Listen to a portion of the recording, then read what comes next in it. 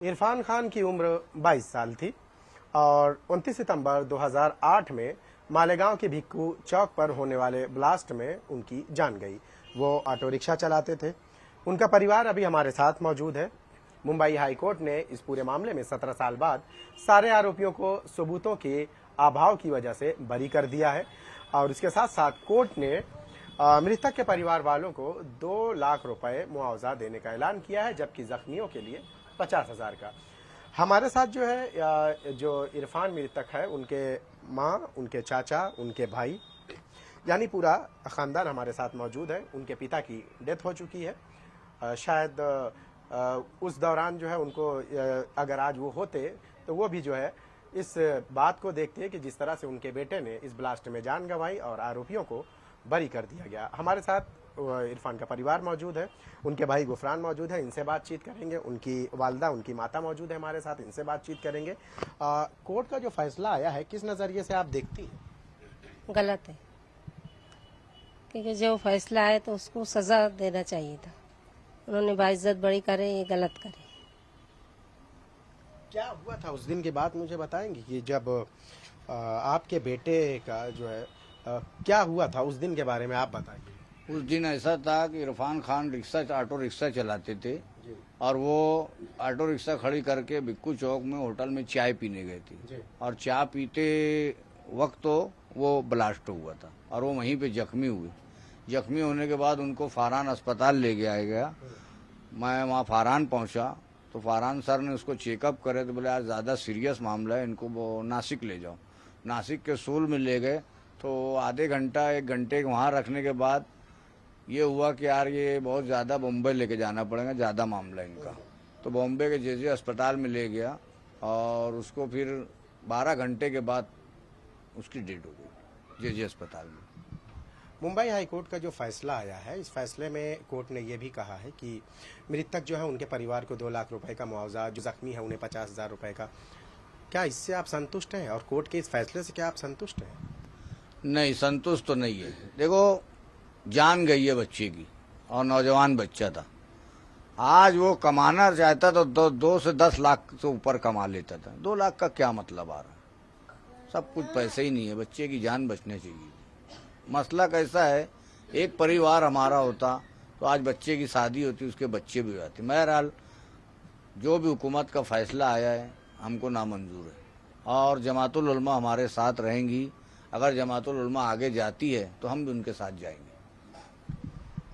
Court ने जिन आरोपियों को बरी किया है, कोर्ट ने कहा है कि इन्वेस्टिगेशन जो एजेंसियां हैं, एनआईए है, वो सबूत कोर्ट में पेश करने में नाकाम रही, कि जिसकी बुनियाद पर उन सबको बरी कर दिया गया। क्या कहना चाहेंगे एजेंसी को? देखो, सबूत का जो मामला है तो टोटल हेमंत कुरकुरे साहब थे, उनके पास टोटल सबूत था। बिना सबूत के तो किसी को पकड़ नहीं सकते। तो सबूत मिला तो उनको जब भी वो परगीय सिंह ठाकरे पर केस बनाए।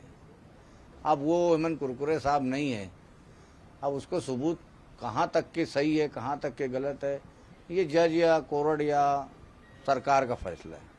मगर अब इसको दोषी करार दिया। जैसे मुसलमान जो है वो लोगों को भी सजा दिए और वो लोगों को भी बाइज्जत बरी करे। और दूसरी पहलू से देखा जाए तो इनको भी 17 साल के बाद इनको बुलाया गया कोर्ट में और इनको भी बाइज्जत बरी किया। तो मुजरिम है कौन? मुजरिम को सामने आना चाहिए। 6 जाने गई है और 95 से लोग जख्मी हुए हैं, तो इनका कोई मुजरिम तो होना चाहिए। तो मुजरिम को सामने आज अभी तक के लाया नहीं गया। अब मुजरिम कौन है, ये सरकार या अदालत का फैसला है, बताए हम। इरफान के भाई गुफरान हमारे साथ मौजूद है, इनसे बातचीत करेंगे। किस नज़रिए से देखते हैं कोर्ट ने जो बरी किया है, अब क्या करेंगे आप लोग? देखो, हम तो जाएंगे सुप्रीम कोर्ट तक के इंशाल्लाह। अगर हमारे साथ जमातुल उलमा वो गई है तो अगर हम तो यही कहेंगे जमातुल उलमा के सुप्रीम कोर्ट का दरवाज़ा खटखटाए और उनको बोले यार ये जाकर केस लड़ेंगे, तो हम भी उनके साथ रहेंगे। आपके भाई की जब मौत हुई थी तो उस वक्त आपकी उम्र कितनी थी? 13 साल की उम्र थी। आपको याद है भाई की मौत जो हुई थी, वो हादसा आपको याद है? याद है मुझे। मैं समझ लो नाइड में स्कूल पढ़ता था। स्कूल पढ़ के आया तो बताया बम ब्लास्ट हुआ, तो मैं समझा मेरा भाई नहीं होगा वहाँ। लेकिन फिर बाद में एक रिक्शा वाला आके बोलता, बोले यार तेरे भाई को भी लगी है। तो फिर मेरी अम्मा बेहोश वोश हो गई, फिर हम लोग सब देखे तो फिर फरहान में ले गए, फिर मेरे चचा मेरे भाई ये लोग सब थे, फिर उन्हें ले गए इधर उधर, फिर मालूम पड़ा कि उसका इंतकाल हो गया। 17 साल बाद फैसला आया, आप लोग क्या उम्मीद लगाए बैठे थे कोर्ट से? हमको तो उम्मीद थी कि हमारे हक में फैसला होगा, सरकार जो भी करेंगी सही करेंगी, लेकिन जो फैसला आया वो गलत हुआ। थोड़े बहुत तो मतलब करना तो सरकार को थोड़ा बहुत निकालना था, सबूत वबूत, हॉट वक्त लेना था ये मामले में, तो ऐसे जल्दबाजी करके छोड़ना नहीं था। आप क्या उम्मीद करती हैं सरकार से, कोर्ट से?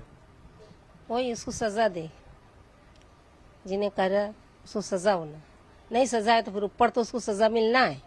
हैं? हम तो हमारे औलाद के हाथ से आज भी ताजा घाव होता, उसके हाथ से तड़पते रोते दुनिया करते, पर वो नहीं रहने के बाद अब क्या करेंगे? तो उसको सजा मिलने होना ना, नहीं ये लोग सजा दिए तो ऊपर वाला तो उसको सजा देंगे। तो ये है वो परिवार जिनसे आपने इनकी बातचीत सुनी। कोई भी कोर्ट के इस फैसले को लेकर जो है, पहले तो लोगों की बड़ी उम्मीदें थी कि कोर्ट में शायद जब ये मामला चलेगा और 17 साल के बाद जब कोर्ट का फैसला आएगा तो जो दोषी हैं, जो कसूरवार हैं, उन्हें सज़ा दी जाएगी। लेकिन एजेंसियों की जो इन्वेस्टिगेशन रही है वो इतनी कमज़ोर रही है कि वो कोर्ट में किसी भी आरोपी को, किसी भी कसूरवार को जो है सज़ा दिलाने में नाकाम साबित रहे। बावजूद इसके जो मृतक हैं, जो पीड़ित है, उनका परिवार जो है अभी भी ये उम्मीद लगाए बैठा है कि वो इस पूरे मामले को लेकर ऊपरी अदालत में जाएंगे जहां उन्हें इंसाफ मिलेगा। कैमरामैन विष्णु निर्मले के साथ Shahid Ansari, India news, Malegaon. For more such videos, subscribe to the NewsX YouTube channel, hit the bell icon.